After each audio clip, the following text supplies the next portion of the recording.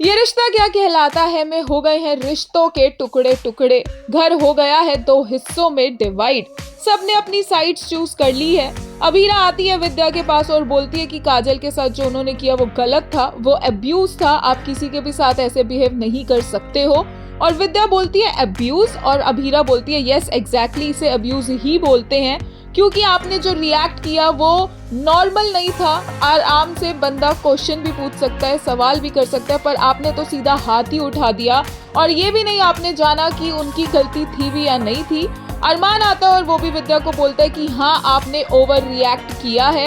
वो बोलता है कि आप ऐसे किसी को फिजिकली असॉल्ट नहीं कर सकते हो, ये बात तो आम हो जाएगी और आते जाते कोई भी किसी को मारता रहेगा। और दादी सा यहाँ पर स्ट्रांगली विद्या की साइड लेती है, बट यस पुलिस आ जाती है और सबके समझाने पर फाइनली विद्या काजल से माफी मांगने आती है, क्योंकि पुलिस वाले भी बोलते हैं कि इस चीज को घर में ही रफा दफा कर दो, अदरवाइज कोर्ट तक ये बात जाएगी और बहुत ज्यादा बदनामी होगी।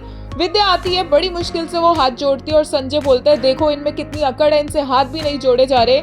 अभीरा उन्हें चुप करवाती है, विद्या सॉरी बोलती है और वो तान्या बोलती है कि सॉरी का प्रोसेस तो तब पूरा होता है जब सामने वाला भी माफ करे।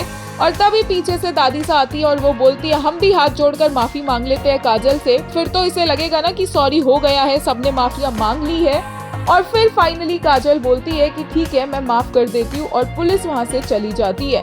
बट यहाँ पर एक बहुत लंबी चौड़ी डिस्कशन हो जाती है। मनीषा भी बोलती है कि विद्या भाभी ने गलत किया है, ऐसे किसी को नहीं मार सकते, जबकि मनोज बोलता है कि नहीं नहीं ऐसी भी कोई गलती उन्होंने नहीं कर दी है। लेकिन मनीषा बोलती है कि मनोज हमने अपने बच्चों को आज तक थप्पड़ नहीं मारा, उन पर हाथ नहीं उठाया है, यहाँ पर तो काजल दीदी के बहू है, बेटा है और उनके सामने थप्पड़ मारना गलत था।